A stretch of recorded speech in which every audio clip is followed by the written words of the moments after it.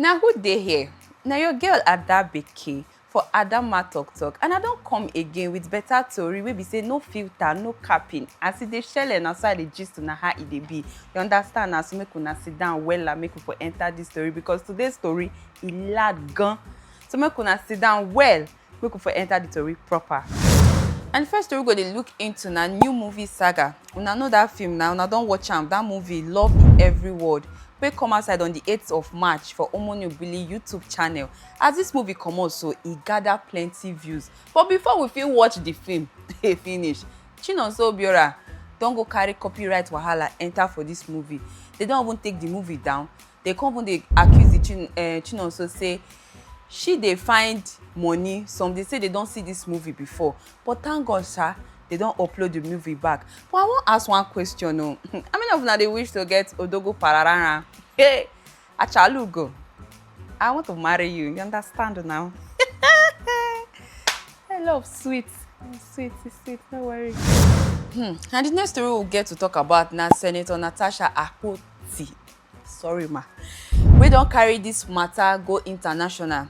After they suspend her from Senate union, Senator Natasha don come carry the matter go New York City for Inter-Parliamentary Union. That woman shall get power. As e be say they no one lis ten to her on top the sexual harassment wey happen for politics. Now she carry am go abroad. So as e no work for Naija, e go fit work for abroad. Abi na how una see am? Na woman wey get power be that. And our next story we wan talk about na House of Reps wey be say they don talk say make them shut down the adult sites. House of Reps don order the shutdown of adult sites unto say the thing dey spoil some young people mindset. But abeg, na that one we suppose dey concentrate on for this country. Wetin be adult site? But anyways, abeg, how una think for this matter? Because no be the main focus, no be wetin be our problem. Adult site na problem for Nigeria now. Na wow. House of Rep. And the next story we go dey look into na our DJ Kupi, abi Copy. And sorry ma, sorry. You know say she don drag her haters because say they don dey call her say she don old because say she be 32 years old. I no know wetin be this Nigerian problem. Them and their double lifestyle standard. Woman go just reach, woman you reach 30 na problem, she don old. But anyways, I like wetin she do, DJ Kupi. Abi Copy. I like wetin she do. She tell them say she no send una papa, she dey fresh every day like today bread, and that's all period. Na the lifestyle be that.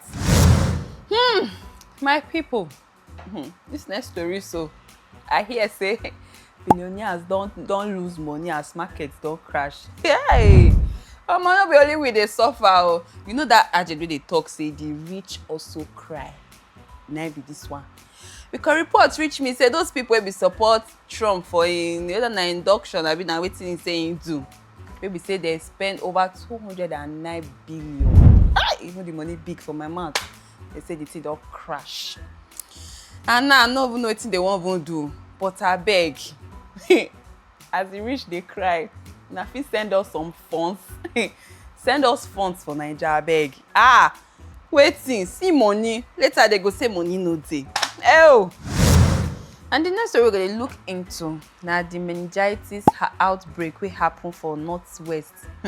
This matter serious so, as this meningitis outbreak so don kill over 26 people for Kebbi State, and they don't even see over 200 suspected cases join. Make una take una head very serious so, because health na wealth, health na life. Before you fit do anything for this life, your health must dey intact, dey in place. Abeg. Okay, before I go round up like this, so I just want to tell you now one small gist, one small gossip. Una know skit maker na Oluwa Dollars. That one don turn emotional movie director of life for im house. As im fiancé Ife and im mama don dey cry over cheating wahala allegedly o. Una no come find me.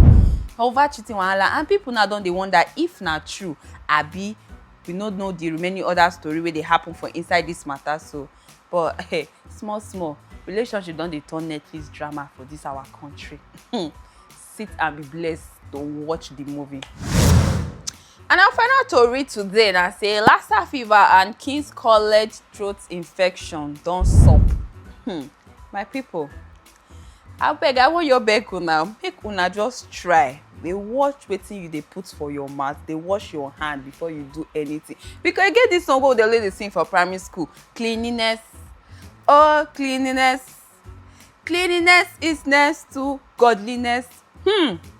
NCDC don already confirm one doctor wey be say don kpai unto Lassa fever matter. And again, over 14 students don still carry throat infection for King's College wey don even comot one pikin life for inside. Abeg, parents, una watch wetin children dey use dey play, wetin they dey use dey put for inside mouth. Because you never can tell, as they be children, so they no even know anything wey dey happen right now. Na we be the God wey make una no let me bite my tongue. Na we God send make we dey take care of them.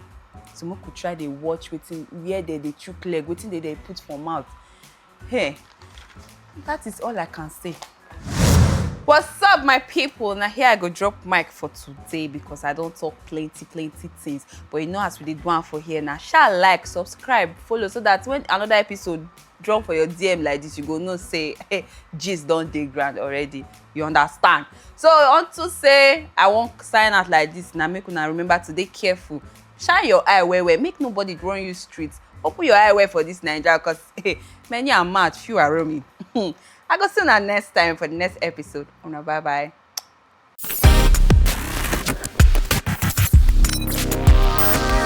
Vibes and Cruise.